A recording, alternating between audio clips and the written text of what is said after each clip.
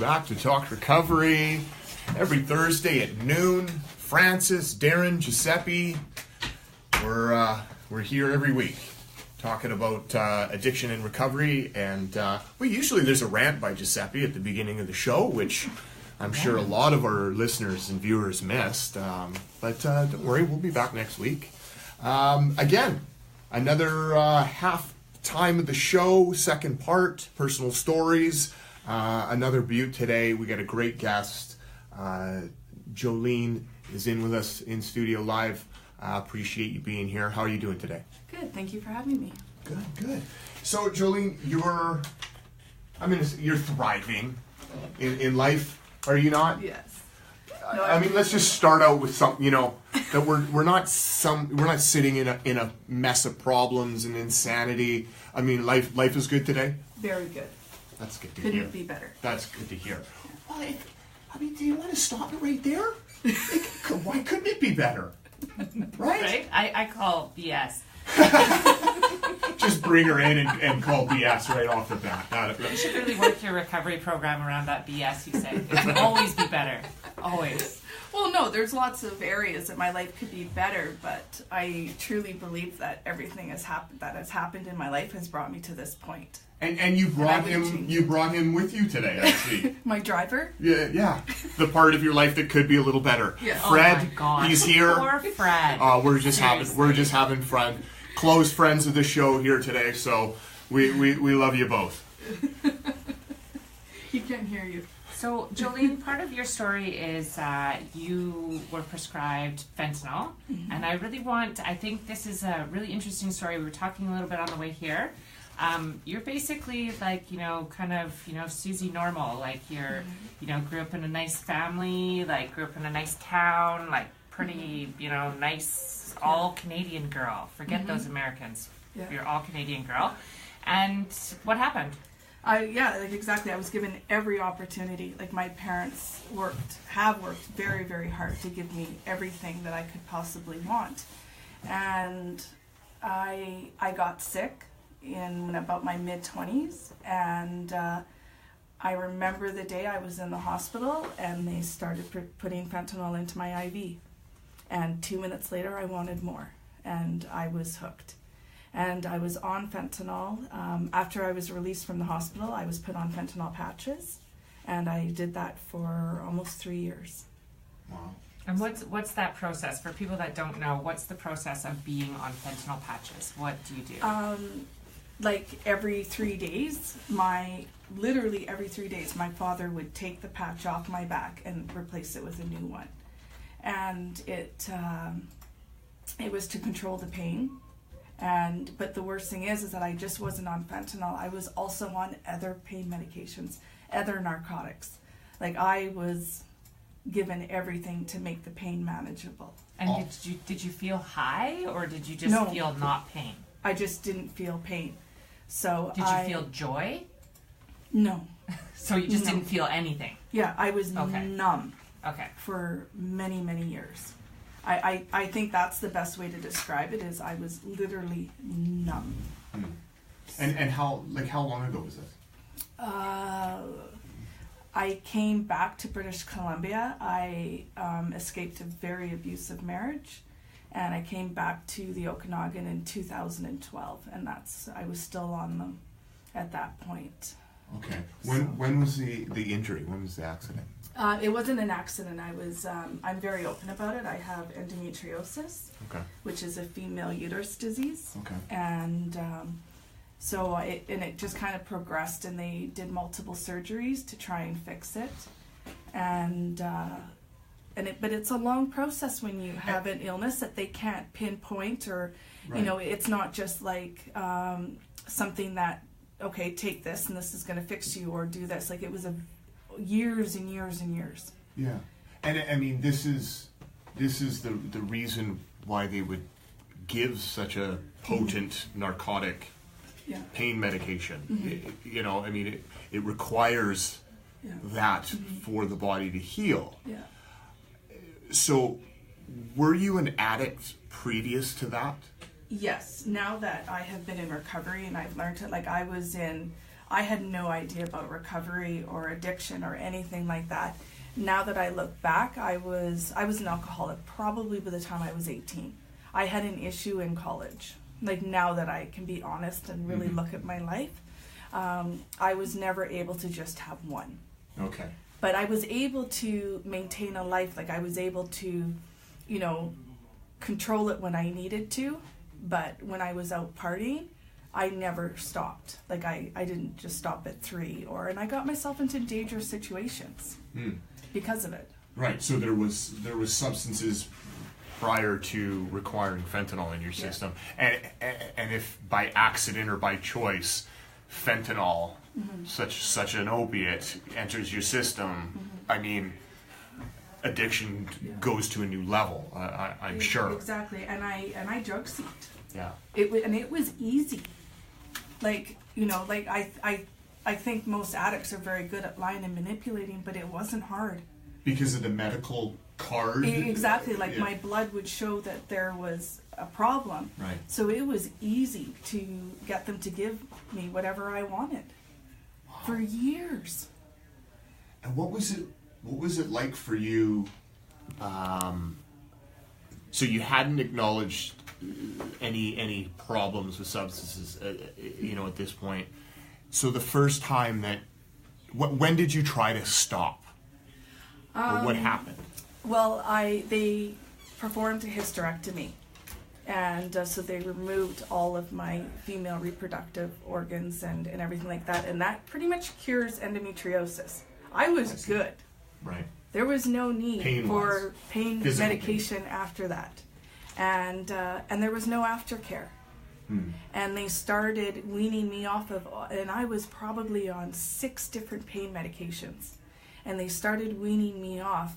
And what I did was I started replacing it with street drugs, because I was hooked, and I didn't know how to cope with things that had happened in my life without the drugs. And that's, I mean, I'm sure for any woman that would be a very big loss. Yeah. So that you say the physical pain is now gone, but there must have been an emotional pain of, of going through what you went through. And how long then did you use coping with that? Drugs? Yeah. It actually wasn't that long. It was probably like I did start to integrate street drugs into my system before the surgery, but it was probably about a year that I started really going downhill, and I would use opiates to even get up and get moving in the morning. And then I would use uppers to keep myself going all day. Just try to stay functional. Exactly. Yeah. And then luckily I have 2 very good friends that started to see that there was something wrong. And what about family? Did they? My family had no idea. My that I was on street drugs. My parents knew that I was addicted to my pain medication. Right. They knew. Yeah. But I don't, I'm the first addict in my family. So I don't think that they really knew how serious it was and didn't even know what to do. Right, because it was prescribed by a doctor. They know Exactly. what they're doing. And I was very good at, like my mom would actually come with me to my doctor's appointments, and my doctor would be like, she's doing great, she's weaning off, she's come down this much off this medication, and I'm sitting there going, no. And so I think my parents in their eyes were doing everything right, and that they were, my parents were very involved, but there was very lack of education of how serious the problem can get. Which often, sort of prolongs, the individual's crisis in addiction when people have all of these sort of, ideas that it's not, well, it doesn't require treatment or intervention yet. She's seeing doctors, so it'll get dealt with. So these friends, how did they come into your life? Actually, one of them has been friends with me since I was 18 and has seen me go through quite a bit. And then my other friend who helped me, I became friends with her when we are both survivors of domestic violence, and luckily I had the courage to phone them and admit, like, nobody knew I was on street drugs. And I was living in the Okanagan, and it didn't even clue into anybody. Why does she wear 3/4 sleeves in 40-degree weather? That's how good I was at covering things up and making it look like everything was okay when it wasn't. Or at least I think I was really good at it. And what role did domestic violence play in your story? Like we just had Dane Stevens on talking about trauma and how we're sort of shattered and then we come back to ourselves. Has the recovery process been like a piece of that for you, of like bringing all these pieces of yourself? Has trauma played a role in your recovery? Did it affect why I got to the point that I did? Is that what you mean? Yeah, I'm just wondering if, yes, you had physical pain, but also you're in this emotional pain. You're in this relationship. When I was in the marriage, I actually started abusing my prescriptions to just cope with what was going on. Like I said before, I literally numbed myself. Like when they put me on fentanyl and they also put me on something else, I slept for 2 months. Literally slept for 2 months. I can believe it. Yeah. And it was fentanyl and medical marijuana. And but it's how I coped with the things that were going around me. Like by not coping. Exactly. That's how I coped. Through it. Yeah, Sleep through it. Yeah. So yeah. So, and luckily, again, I had the courage. Like, I didn't talk to my parents for almost 4 years in that marriage. And I have very supportive parents. And any attempts at fixing what was wrong, seeing counselors? Oh, of course. Yeah? Of course.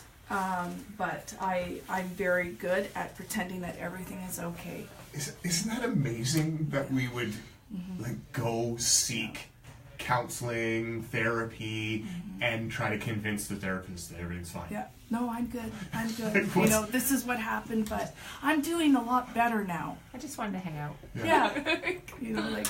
That's also, I think, the insanity of our disease. Yeah. I think that I enjoyed being on the drugs. Yeah. It was my coping mechanism, and I didn't want it to go away. I always felt that it was a threat at the idea or the notion that someone would take my only coping mechanism away. Yeah. Is this the 6-year-old boy thing? The toy? The toy?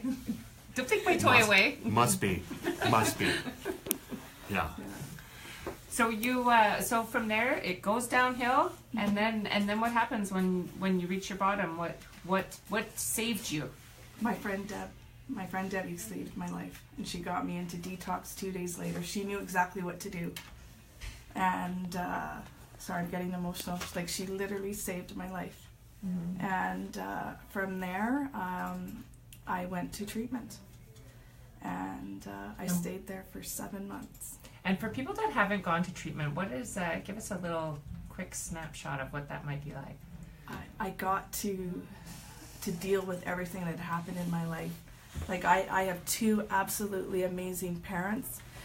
My father is actually my stepfather, and I had no idea that feeling abandonment from my natural father actually affected my life, like so much.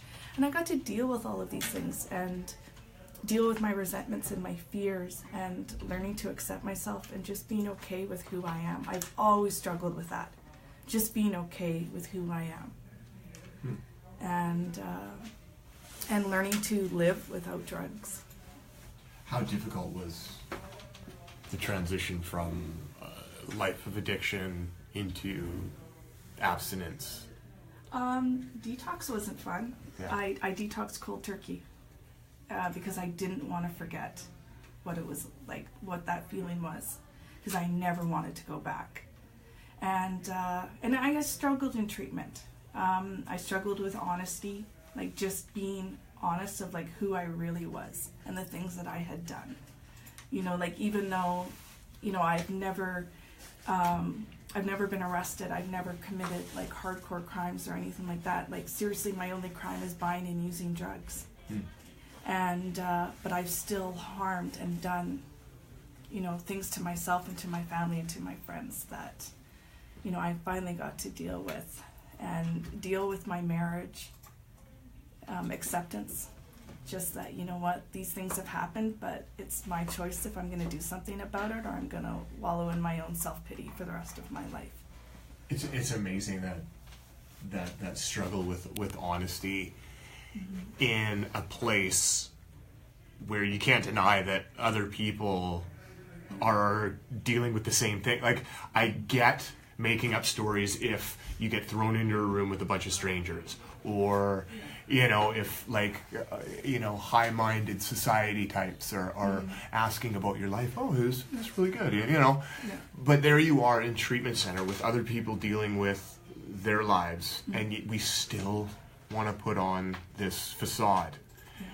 And it's just, I guess it's telling the tale that we don't actually lie for the listeners. We lie because we're listening. And God forbid we hear how much we hurt, you know, how awful we feel, how much pain we've caused other people. I mean, it goes to show what we're doing. We're just trying to deny ourselves hearing that truth. And, I mean, obviously the solution came when you started to connect, started to become honest with yourself. What was that process like? I mean, you say you were 7 months in treatment. Was that just a one-time thing that happens at day 12, or? No, you know what, I probably didn't surrender to the program till I was probably over 90 days in. I dug my heels in. You know, I think I was in denial of how serious my problem was. You know, because I didn't, like, as I said before, when now I look back at it, I've had addiction issues my whole life. But it took me months to figure that out. You know, like, I was like, I'm not as bad as these people are. You know, just, you know, like, but the funny thing is, like, even though I've never been on the streets, you know, I have the exact same feelings as those people are. You know, the despair, the loneliness, you know, and the self-acceptance. Yeah. Did you ever feel like you almost didn't belong because you hadn't committed crimes and, you know, lived on the street and been in the downtown east side and like that type of thing? Yeah, exactly. No, I felt that I didn't belong. And I think that's where a lot of the stigma is for those that are, you know, they haven't gotten to that place yet, or maybe just how they grew up. It's not going to get to that spot. You know, that is it harder to admit because it's less obvious. You know, that you're at a bottom, right? And so how did you come to grips with being in treatment with, you know, other people that were on the street or that had been to jail and things like that? Actually, I think I did quite well because it was actually somebody who worked. I did the same thing when I was in treatment. I never showed my arms. I'm a very conservative person, but I covered up, and it got called out, and they said, roll up your sleeves. You think that you're better than these people? Roll them up. Ooh. You know, and I had confrontational therapy there. Oh, but it was so smart because it was like I had worse marks than anybody in the room. Yeah. You know, like it doesn't matter, and that shows that drugs don't have a face. Yeah. You know, like I've been successful in areas of my life, you know, but it doesn't mean that I still don't have the same feelings as somebody who was on the streets. And what is life like for you today, Jolene? Oh, it's good. Yeah. Oh, I have. I'm getting emotional again. I have an amazing relationship with my family. You know, like I seriously, like, my parents are absolutely incredible people, and they have stood beside me 100%. Like any man who will take 2 children and raise them as his own, I think is incredible. But to stand beside me through this journey and be so proud of me, and, you know, they're not ashamed that their daughter is an addict. You know, like, they're so proud of where I am. And we went on a family vacation in January. We all went on a cruise, my entire family. And if you would have told me I was going to go on a vacation with my family 2 years ago, Right. I would have said, you need to get clean. Because it wasn't going to happen. And it was, You are high. You are high. That is not going to happen. But it's the proof is in the pudding of this program that you do. If you put the work in, you get your family back and they start trusting you again. And I have an amazing niece and nephew, and just spending all that time with them. And I'm a present aunt now, and that's important to me, because I can't have kids, and to be present with my friends. I suit up and I show up, and and just getting back into the things that I love. I love photography. I love helping people, and working again. It's what that has done for my self-worth has been incredible. To get up every day and go to work, and and just be a real active member of our community is very important to me, and I think it's gotten me this far. And as somebody who has also experienced domestic violence, you have overcome that and been able to today now be in a healthy relationship. And we were getting close to time, but how does that feel today to have known that in your addiction you were stuck in a relationship that you had to numb yourself out for, that you wanted to sleep for 2 months, and today you have recovery and you have a relationship where, what's that like? It's a good relationship. We do have we met in treatment, but we waited to get into a relationship until we were done our treatment process. And we have a good relationship because of recovery. And we work, relationships are hard work, and our relationship is not rainbows and unicorns all the time. We fight and argue like everybody else, but if we apply the program, work recovery around it, it always works out. As long as we're doing the next right thing and being integral and honest, it always works out. It all works out in the end. It does. Have faith. Yeah, I was going to say, what do you say to someone that's not at a visible bottom? Families struggling to admit or push any buttons for fear of, causing a bunch of conflict. Like, what do you say to someone in that situation as far as, what to do? What's their next step? Don't be afraid to ask for help.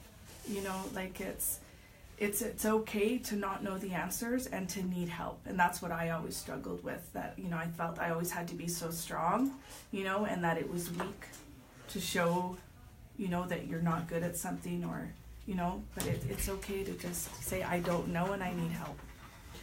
And this is exactly why we have these personal stories, to bring people in willing to talk about their life, their experience, and the outcome that has resulted from whatever form of therapy and healing that they've required. So we thank you so much for coming down today, Jolene, and putting your story out there. Stay tuned for next week. Another show coming your way. Thanks for listening. Vancouver Co-op Radio, CFRO 100.5 FM. This has been Talk Recovery. And let's leave with a little raconteurs Carolina drama.